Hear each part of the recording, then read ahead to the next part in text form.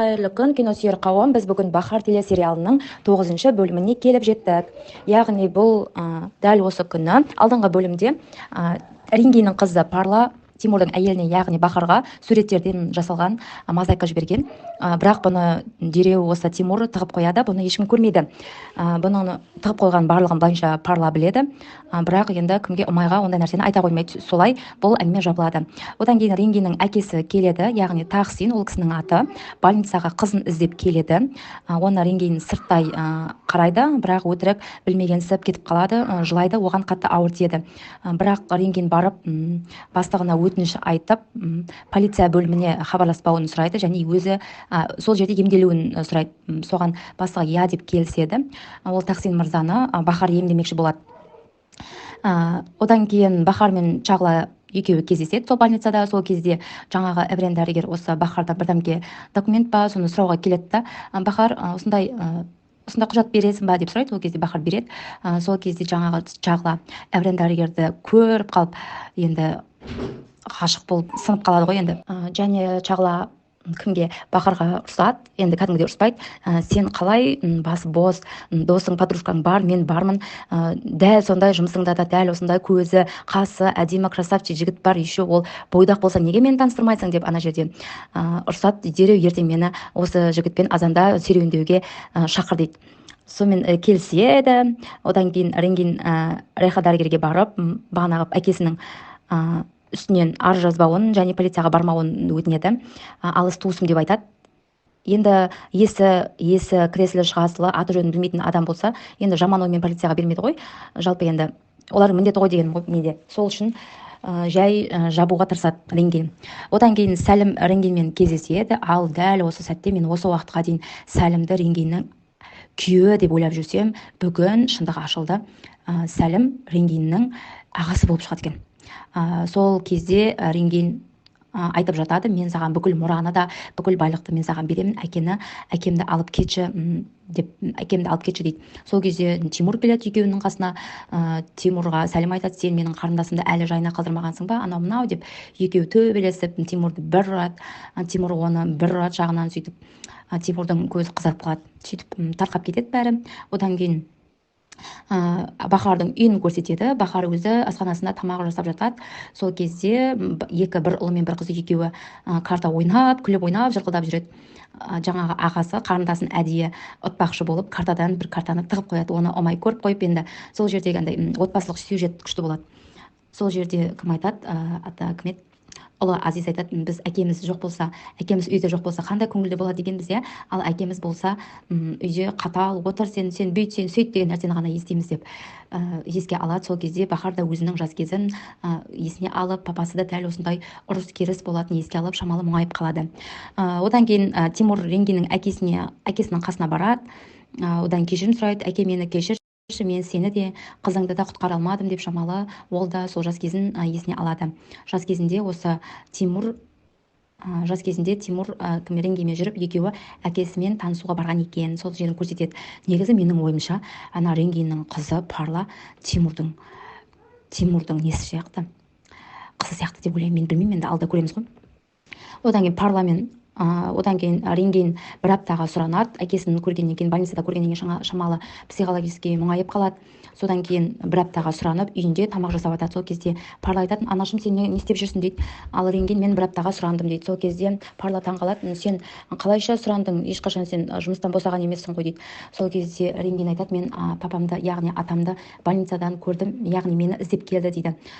Сол кезде Парла айтады, сен атамнан тығылып жүрсің ба сонда дейді. Одан да атамен ашық сөйлессеңші деп айтады. Сол кезде Рингин, біздің әңгімеміз баяғыда біткен, біз баяғыда сөйлескенбіз дейді.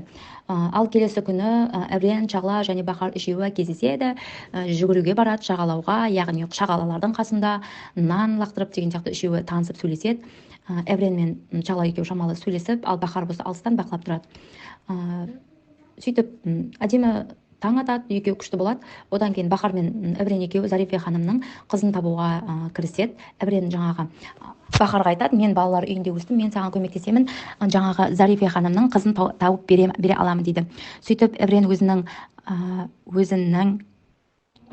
жаңағы өзінің балалар үйінде өскен ғой, сондықтан балалар үйіне хабарласып жаңағы қызын табады. Сөйтіп Бахар мен Эврен екеуі бағанағы қызына кездесуге барады. Ал қызы бой жетіп адвокат, білікті адвокат екен, өзінің бөлмесі бар. Сондықтан осы Эврен мен Бахар жаңағы кімнің үйіне, Зарифа ханымның қызына барады да біраз нәрсе айтады. Біз осындай ауруханаданбыз, сенің анаң ауруханаға түсті, сені қызым деп қайта сұрап жатыр дейді. Ал қызы болса мұңайып, менің ондай анам жоқ, мені кезінде тастап кеткен дейді. Сол кезде Бахар айтады, сен енді мүмкін ол саған айта алмай қалған шындығы бар шығар, мүмкін бір рет кездесіп көр дейді. Одан кейін Бахар мен Эврен екеуі неге барады, больницаға барады. Одан кейін Элиф Зарифа ханыммен екеуі кездеседі, екеуі бір-бірімен жыласып көріседі. Одан кейін енді келесі рекламадан кейін тағы көрсетеді, екеуі құшақтасып, андай типа енді анасы мен қызы сияқты болып отырып. Эвренге айтады, Шағла мен Бахар мен Эврен екеуі кездесіп қалады. Сол кезде Бахар айтады, Эврен, сен менің досым, яғни Шағламен кездес, ол сондай ақ көңіл, мейірімді, сондай жақсы қыз, сен сонымен кездесіп көрсеңші, мүмкін сенің саған номерін берермін дейді. Эврен сол кезде мейлі кездесейін бе деп номерін алып екеуі кездеспекші болады. Содан кейін рентген әкесімен кездеседі. Жалпы оны әкесімен кездестіргісі келген Бахар болып табылады. Бахар ең бірінші әкесі келген кезде мойнындағы бағанағы Тақсин бар ғой, Тақсиннің мойнындағы алқаны көріп қояды. Көргенде Тақсин өзі бұл менің қызымның суреті деп жаңағы береді ғой Бахарға. Сол кезде ашып қалған кезде Ренгеннің фотосы шығады. Ренгеннің әкесі екенін білет, бірақ оны ешкімге айтпайды. Ренгеннің екеуін шамаланды жақындатпақшы болып көмектескісі келеді. Сол кезде екеуін ұйымдастырып кездестіріп жібереді. Ренген кімге, Бахарға рахметін айтып, мен саған қанша айғайласам да, мен саған жамандық жасасам да, сен маған жақсылық жасадың дейді. Рахмет көп деп әкесімен жылап көріседі. Әкесі мен кездеседі. Сол кезде қызы да Парлада келеді. Сен не істеп жүрсің дейді Ренген қызына. Сол кезде Парла айтады, мен саған қолдау білдіруге, атамды көруге, атамның қасына болуға келдім дейді. Анасы Ренген қуанып кетіп, екеуі бірге әкесіне барады. Әкесі келіп Ренген әкешім деп жылайды. Ал әкесі болса қызым деп оны құшақтайды. Сен деген түнімен жыладың ғой, сен ұйықтамадың ғой деп Ренгенге айтады. Сол кезде Ренген айтады, әкешім, үнемі сенің қасыңда болушы едім, сенің кеудеңде жатып ұйықтаушы едім, сен жоқ болғасын мен сол түні ұйықтай алмадым деп сол баяғы кезін есіне түсіреді. Одан кейін аяқ астынан есін жоғалтады әкесі. Менің қызым қайда деп аяқ асты жоғалтып неғып кетеді, есінен адасып кетеді. Сол кезде Сәлім, Ренгеннің ағасы, келіп шығыңдар деп жаңағы парламент Ренгенді айғайлап коридорға алып шығады. Сол кезде Сәлім айғайлайды Ренгенге, сен не үшін келдің, сен әкемді енді көрмеймін деп айтып жатыр едің ғой, сен әкемді қара бет қылғансың, сен екі қабат болып қалғансың, әкесінің кім екенін де білмейді бұның деп сөйтіп айғайлай бастайды. Сол кезде Парла анасының сөзін жақтап, сен менің шешеме не айтып тұрсың, мен анамды қатты жақсы көремін, әкемнің кім екенін білмесем де ол мені бақты, мені қақты, сен барлығына кінәлісің, мен бізді қалай үйден қуып шыққаныңды мен талай рет көрдім, бұл жерде менің анамның түк те кінәсі жоқ, сен атамызға бізді жамандап, әдейі бүкіл мал мүлікке ие болу үшін жамандадың, сен өстіп ауру қылдың деп айғайлап кәдімгідей Парла анасының сөзін жақтайды. Мен анамды мақтан тұтамын деген сияқты. Парла болса таң қалып анасымен құшақтасып кетіп қалады. Әлі Сәлім болса әкесін больницадан шығармақшы болады.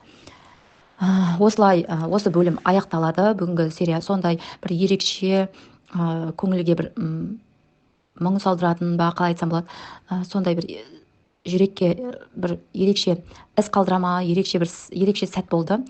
Сондай ұнады. Негізгі бұл кино жақсылық жасау, арман мақсатына жетелеу деген мақсатта жасалған кино сияқты. Маған сондай ұнады. Осы киноны көрулеріңізге кеңес беремін. Сондай керемет кино екен. Маған басында ұнамай жүрген, дәл қазіргі сәтте өте қатты ұнап бара жатыр. Сіздердің ойларыңызша Ренгеннің қызы, яғни Парла кімнің қызы деп ойлайсыздар? Сау болыңыздар. Тіркеліп лайк басуды ұмытпаңыздар.